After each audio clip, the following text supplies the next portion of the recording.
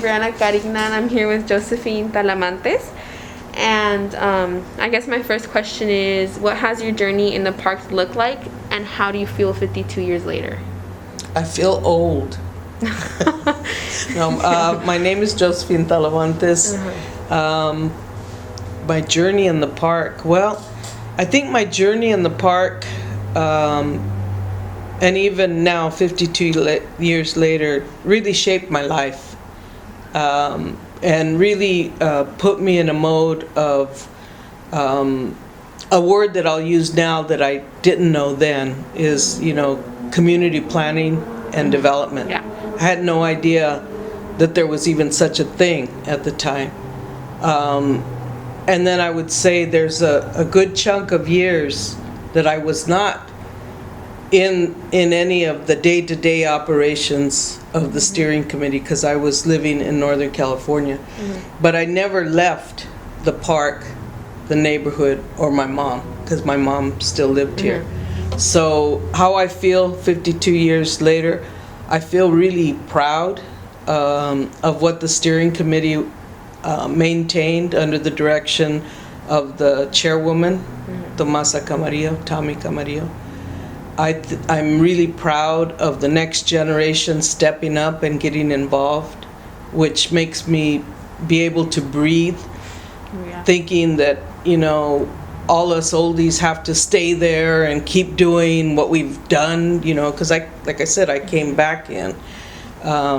So in that sense, I'm really proud of the park caretakers, the stewards of the park, Chicano Park Steering Committee, and I'm really proud that the park is listed and the monumental murals are listed on the National Register, and that it's a national landmark now.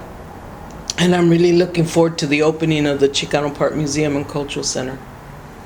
Perfect. And speaking of the national landmark, did you face any resistance with anyone on any board for getting that status change or status?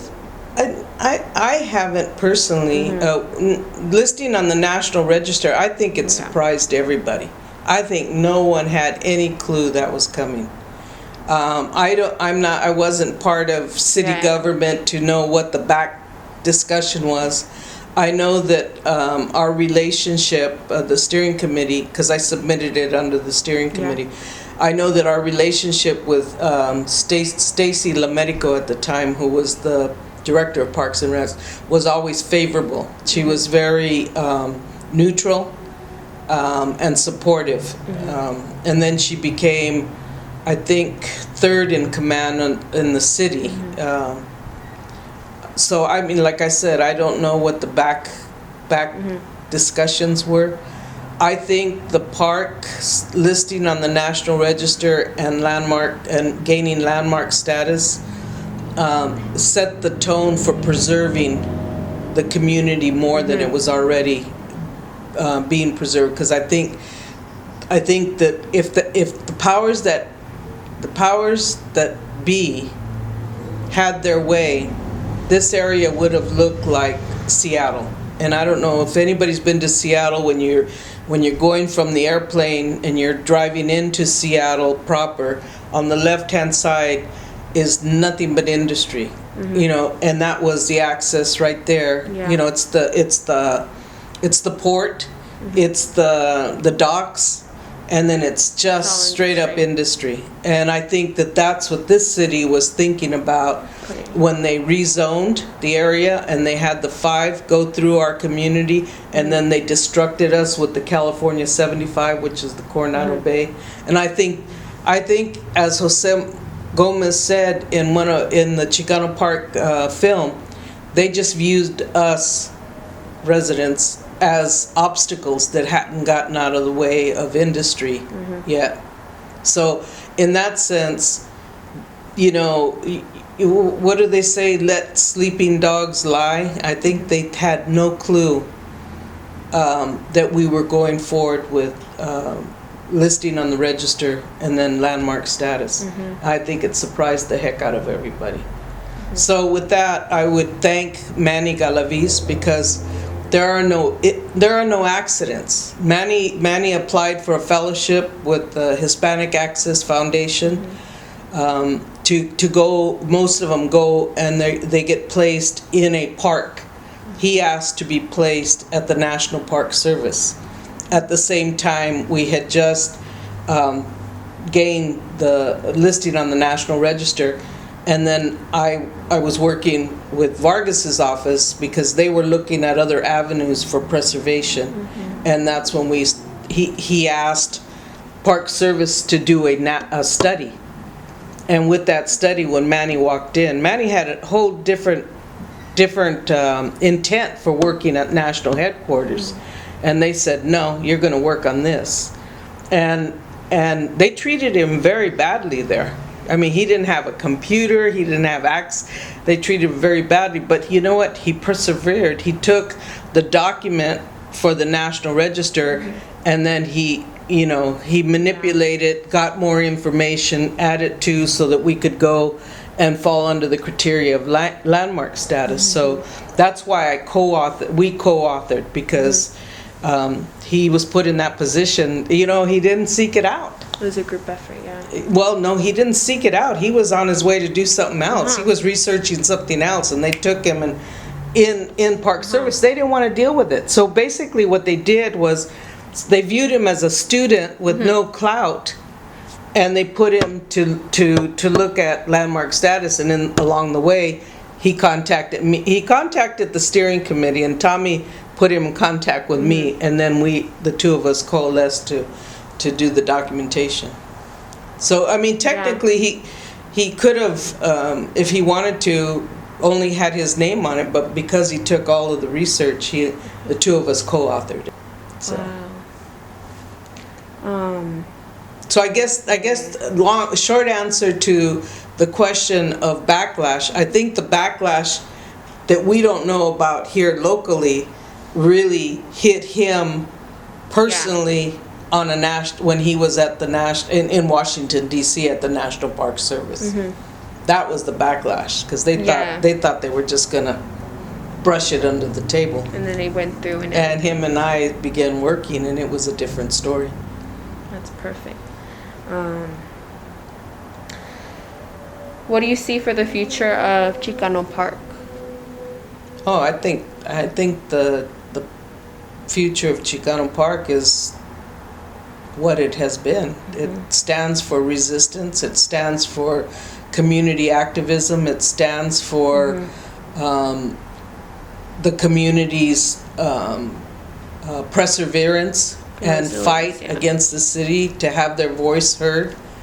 And the future, hopefully, as I see it, that the park will always be there. I mean, you can't erase a landmark. But I see the Chicano Park Museum and Cultural Center as an important avenue for maintaining the history of this neighborhood and the history of the park in conjunction with the steering committee. And I think programming, just to take all the racism, the segregation, the oppression that our elders went through, and turn it into a positive, validating educational experience for the next generation, so they don't have to grow up the way I grew up in this community,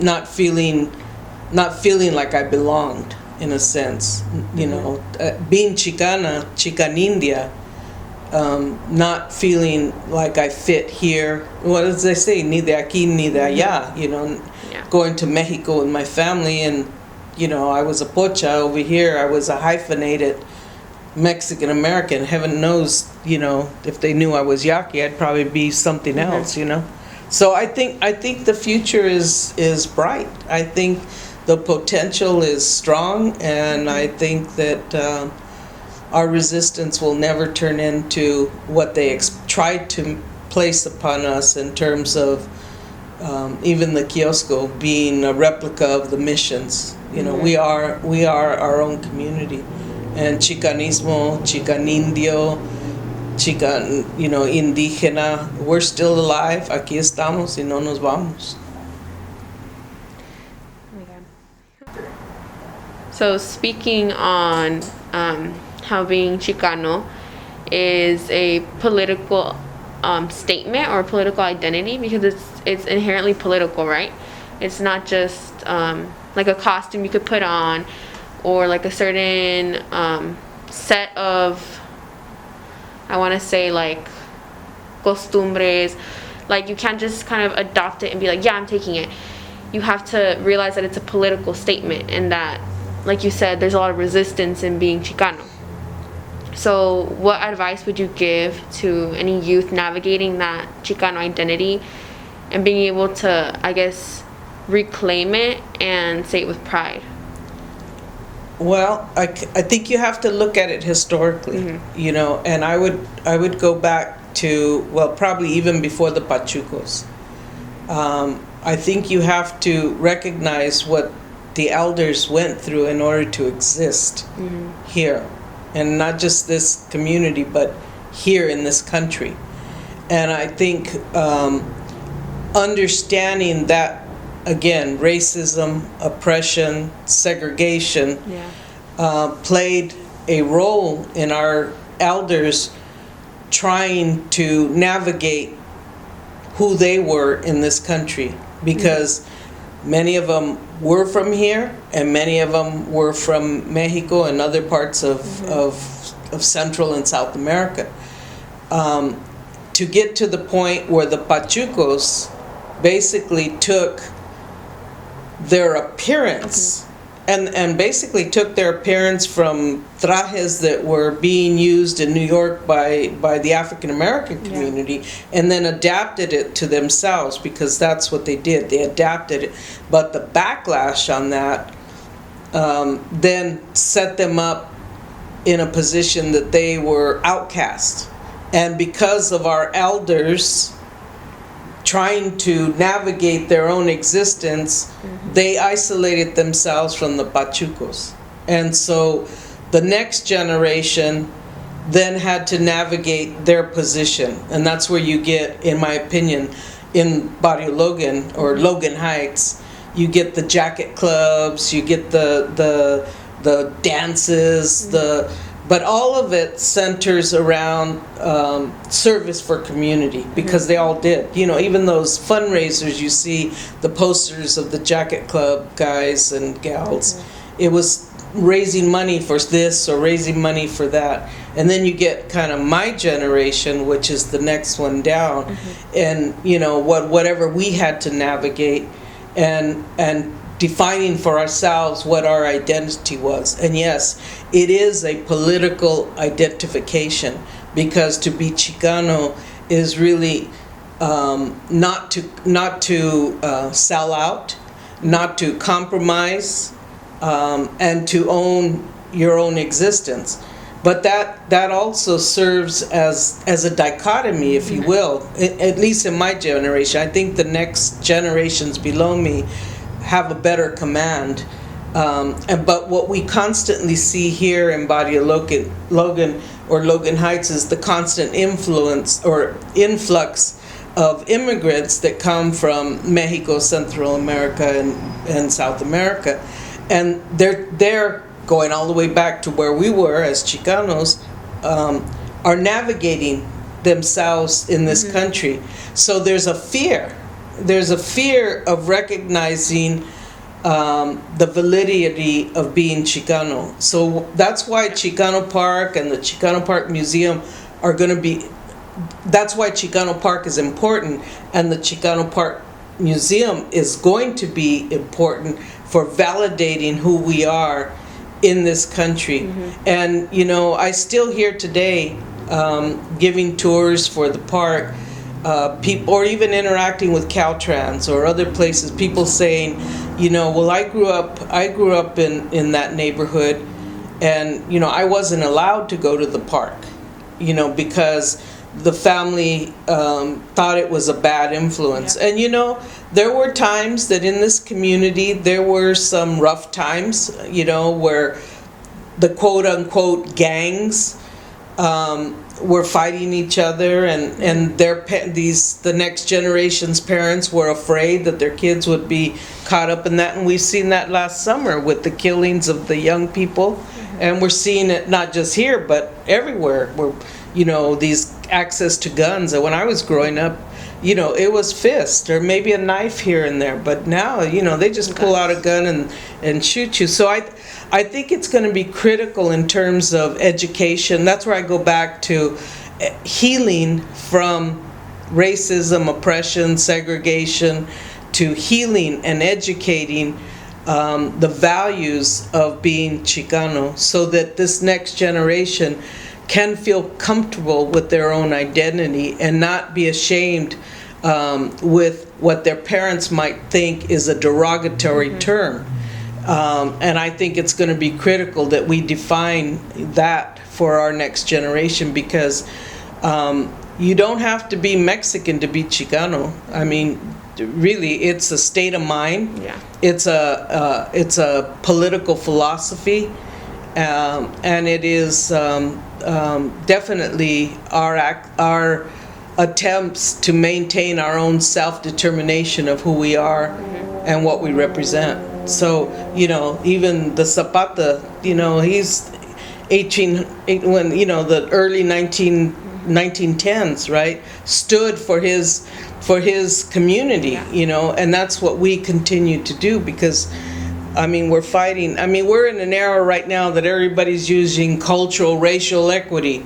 Well, we've been culturally, racially equitable since way before these terms became in vogue. So, and you had backlash at that time. Yeah. And even now, I guess we're still facing backlash community-wise. Like you said, there's been a lot of attempts to industrialize this area and push the original peoples out, the community. And I guess it reminded me of that, what you said, the backlash, because I don't think they understand that maintaining like racial and cultural equity or whatever is keeping the original people on the land. Yes. And yeah, and not just this community in specific, but every other indigenous community, and they don't seem to understand that.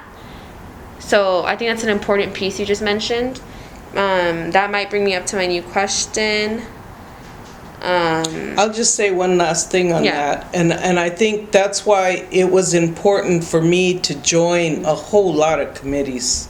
The Body Logan Planning Group, the association, the AB 617 Portside Air Pollution Committee. All these different committees I joined because they had an impact on this community. And that's why I'm about terming out on most of them, and that's why I kept telling people all along, you want to make change, you've got to get on these committees. And a lot of times people don't, my voice is not going to have an impact, but why do I want to spend my time learning that stuff? But exactly what you said right now in terms of stopping the gentrification and industrialization of this community is critical. And that Body Logan plan now, it sets the precedent for equitable housing, and the right, they can't just come in and move you out, because because the landlord's going to improve the property and then raise the rent sky high. That's what they've been doing, and then our community can't come back, right? So in this plan, there's also the first right of refusal. So if they move us out because they're, doing maintenance and upgrades, we have the first right to come back, rather than them saying, "Oh, you're out. I'm going to bring in somebody else." So, it is about the land. It is about us owning our community. And I think that's what people, there's a lot of moving parts, and a lot of times you don't see all of the parts because maybe you're stuck over here doing this, or you're stuck over here. But if you're not understanding in a planning perspective all the things that's happening, it happens without you even knowing it, and then you lose it. I feel like this is very reminiscent on what initially occurred here prior to the takeover. What occurred here was without a public process. The difference now, they have to have public process. When they came in with that freeway and the California 75, there was no public process. We were a gentrified area until 1954. We were what they call redlining. We were redlined, right? We're a technological desert here. We're still, what do they say, south of the 8, all the lack of services that are in these communities. Even where I live is just not far from here. And I'm convinced that it's the Coronado Bay Bridge, but I'm also convinced it's the North Island with all the Navy and technology they're doing over there. I lose my internet all the time, and so I'm convinced that all of those play a part here. This is the most polluted area. Why? Because they allowed industry, they allowed the freeways, so the community loses. Do you feel like the community has that same sense before and after the takeover of the park? I think that the community had a sense of community before the Interstate 5. I think the community had already been displaced by the time we took over the park. We were the generation we were the children of the community that had been here. And I think our stance, as many of the guys were returning vets from Vietnam and they got horrible treatment coming back, even though they were fighting for our country. And some of us that were in this neighborhood were trying to get educated. And I think when we learned that they were going to put a highway patrol station here, I think more than anything, at least from my perspective, it was about we don't need a highway patrol station right in the middle of our neighborhood. You've already wiped us out. You've already taken out the bulk of us. Now you're going to put police right in the center of the community. Do you hate us that much that you're going to put the police right here? I think for me that was my response. I grew up, my brothers are older than I, and I've said this many times before. They would walk out the front door. If they saw a car coming by, they would automatically put their hands up and turn around because they knew the cops were going to stop them and, just check them out to see what they had and what they don't have, because they didn't like us. They just didn't, And I raised that question. We had a meeting tonight, and there's a law going through that's called, I don't know, I have to look it up, Protect, I think, where it's hindering the police right now of going forward with questions. For example, if we have a DUI check, they can only check for DUI, but in the past, they might be able to ask you what's in your car, right?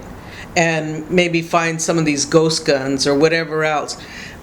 And my question to the policeman tonight on this Zoom, I said, well, don't you think that law is coming about because of the abuse of some of the police in the police department? He didn't answer because he can't answer, but I had to make the statement because, when you think of what happened in January 6th for, when they stormed the Capitol, and people were killed and hurt and all that stuff, had they been brown people or black people, they would have been dead. Because they were white people, they're still trying to figure out how to deal with them. And so I went back to him thinking, we also know that these white supremacists have infiltrated the police forces, the sheriff departments, in the military. They've infiltrated all around. So, I get there's conflicting. You feel conflicted because on the one hand you want to be protected, but on the other hand, when you know that they treat us differently than they treat other people, how do we stop them from doing that? So it's like a catch-22. You don't know what to do. You just don't. Because they're not necessarily for us, Like, if anything, they're trying to protect other communities from this community? No, I think there are raza policemen that genuinely have a concern for our gente, but I also think that they are overrun by the amount of white supremacy that's on the force, and they get caught in the middle. I'm not defending them, but I think they're caught up. Right? I mean, an example, a couple of weeks ago, we were talking to this guy, and he's a Border Patrol guy, or he was, and he's, he knows this community. He was saying stuff about this community, and I started getting real huffy and thinking to myself, okay, well, what do you do now? Now the guy is, what do you call Homeland Security, which step up, right? And he's raza. But when I was listening to him, I already knew that he had his own bias against us. It's just the way he was talking. So you kind of think, you're facing a losing battle when somebody in that position already thinks you're a criminal. There's no benefit of the doubt that Brianna is not this brown radical that's gonna tell you fuck the police. That person's already going, Yeah, like there's no compassion. And I think, I do think that there have been police in the past that have had compassion. So it's a catch-22, go back to the Pachucos. Look what they did to the Pachucos. They beat them. They beat them in LA. They put them in jail, just because of the clothes they were wearing. So anyway, I can beat a dead horse on this one, It's not going to do any good. The horse is dead. Mm-hmm. So I do think that there are biases against us, and we have to fight that all the time. And I'm hoping, that education, through compassionate education through the museum, will help enlighten our community with regard to their rights, with regard to their existence in this country, whether they're documented or undocumented. We're all human beings, but when you look at me and you think I don't belong here, and you treat me like I don't belong here, when I have 3 generations above me that have been here, that were born here, I mean, who are you to tell me I'm non-existent? Who are you to call me an alien? Who are you to, just because you look at what I look like, already judge me? It's just not right. It's not. And I feel like a lot of people have that experience here in the U.S., and it's definitely heartbreaking. Or not heartbreaking, I want to say it's just disheartening, because like growing up, you're told that we're kind of this melting pot, or like we're so, what do you call it, like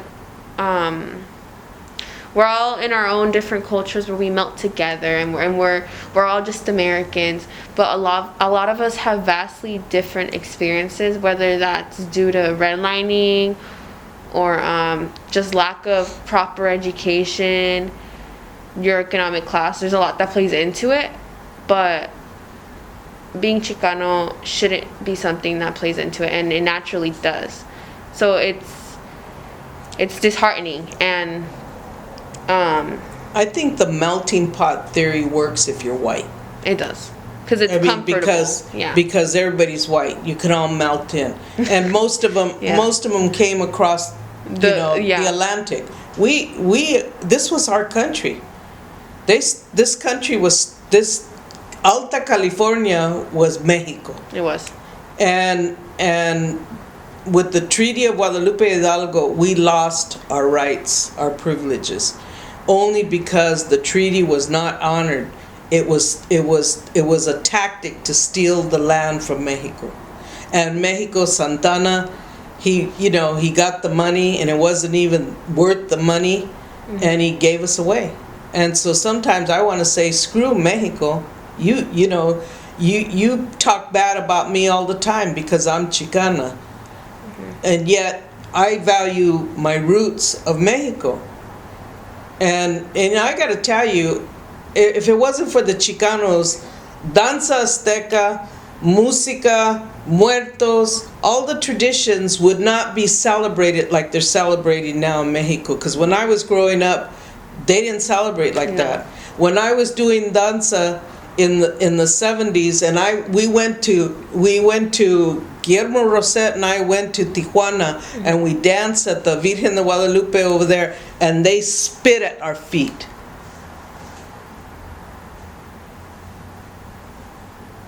We were in full traje and they spit at our feet. And I'm going, you know what? I'm here praying and you're spitting at me, you know? So, I mean, it goes both ways, you know? It's not just here, it's there It's over there too. Yeah. And so I think the melting pot, if you were white, you could blend in. You know, this Ukrainians, I'm so horribly sorry for what's going on over there. I really am. But, you know, how do you validate, you know, a little kid in Ukraine that walks 700 miles to get to another country, and yet you've got a little kid from Guatemala that walks all those miles to get here. He's still stuck over there, and you know, he's an outlaw. This kid's, you know, a Brave hero or whatever, and then he can't cross. Yeah. He's stuck in those camps that they have over there, and the Ukrainians, they're just bringing him across. I mean, I know they need places, but our community, our Latinos on these continents should have equal value coming in. Exactly. Yeah. And we don't. We don't.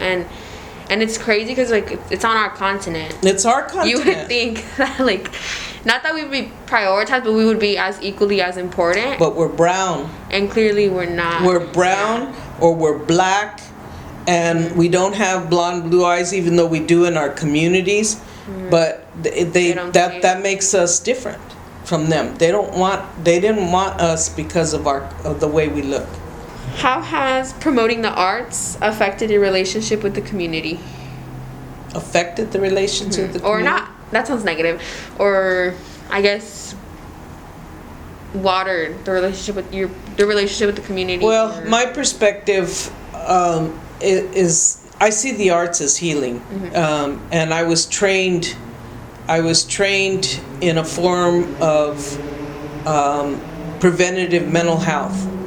I mean, that's you know, not that I wasn't interested in the arts, but I didn't go to school to do this kind of work. I went to school, I studied, I became a sociologist, and so I interfaced with mental health because I thought mental health in terms of my degree that would help with regard to social services, social welfare, along that line, right? But when I got to Sacramento, and my mentor at the time was Dr. Arnaldo Solis, who was the first Chicano psychiatrist in the nation at the time. We never even had Chicano psychiatrists. And he partnered with the Sacramento Concilio, which is a social service agency, with the Royal Chicano Air Force and the Centro de Artistas Chicanos for the implementation of positive preventative mental health issues.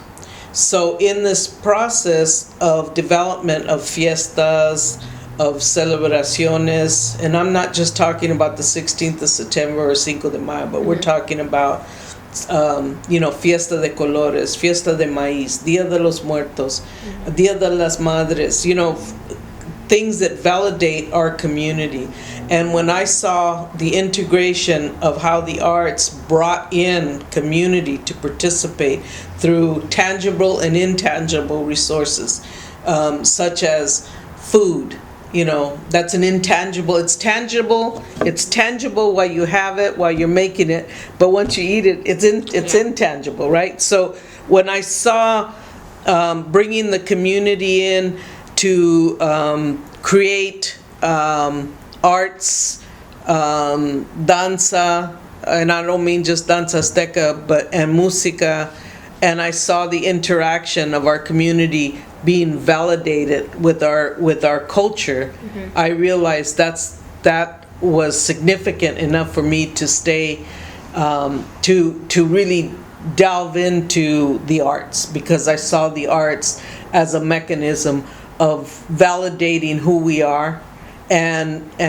helping the next generation to be prideful of who they are and their culture, even in their dress, their makeup, their earrings, or how we present ourselves in a positive way, rather than forcing us to try to assimilate into the white culture, because that was being programmed, that was being, shoved down our throat, to negate your cultural values, lose your language, and you're an American, yet you really weren't an American. You weren't accepted as American, back to the conversation, based on who you were. Mm-hmm. So the arts for me is a mechanism for positive reinforcement of our cultural values. And I think I've never gotten pushback from anybody in the community about the arts. So I don't see it as being watered down, or I don't see it as something that the community doesn't like, because I just see it as reinforcing our values, and it's a neutral space, really. You see ballet folklorico, you see danza azteca, you see, even danza de los diablos de Oaxaca. Some people go, oh my God, tienen cuernos, son diablos, but even then, it once they understand the significance of the danza, it's all about, let's see them do the whips, let's, or even charros, the female charros, and the lassoing, all of that plays a significant role in validating our cultural values. And I see that as positive. I see the community loves that. Community comes out. They want to listen to the music. They want to see the lowriders. They want to see the danza. When we have the Chicano Park Day celebration, hey, they're all the way around the kiosco watching the danza, because they're so excited to see it. And so I see it as positive. I see it as a way of validating our existence, to the next generation feels pride in seeing our cultural values, rather than, we've got a square dance, or we got to, or something else. I don't know. Yeah. Ooh. Let me just text my mom real quick. Next question. Probably our last one, Okay. to conclude.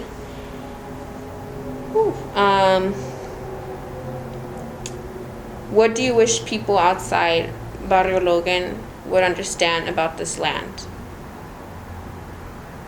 Well, my first answer is, I don't care what people outside of Barrio Logan think about us. True. But answering the question, I think what I most hope for is that the outside community understands the significance of Chicano Park, and we will document it further by really providing Tommy Camarillo's archives onto the online archival internet, so that people can research and do the work as to who we are and what we did. I hope that the fact that we are a national landmark gives way to the public understanding the significance of what this little community did, because by then we had lost 75% of our residents. So I'm hoping that story continues to be told and understood with regard to value and pride. And I hope that our next generation of kids have that sense of pride when they think about coming from San Diego and knowing that Chicano Park, you know, as a national landmark, becomes a site to visit You know, when they do 4th grade, they do the missions, you know, or they go to Caprillo Monument. I'm hoping that those little 3rd and 4th graders in their visits to Chicano Park will walk away with this pride of those beautiful murals, of the beautiful kiosco, of the history that took place in that park and in this community, and that they understand that it was the residents and the activists that preserved by standing up and owning their own self-determination of defining what was important to us at the time. And that I don't care what anybody else thinks. I don't care what the mainstream establishes thinks, because I know what we did and it's documented and they can't change that, whether they like it or not. Thank you.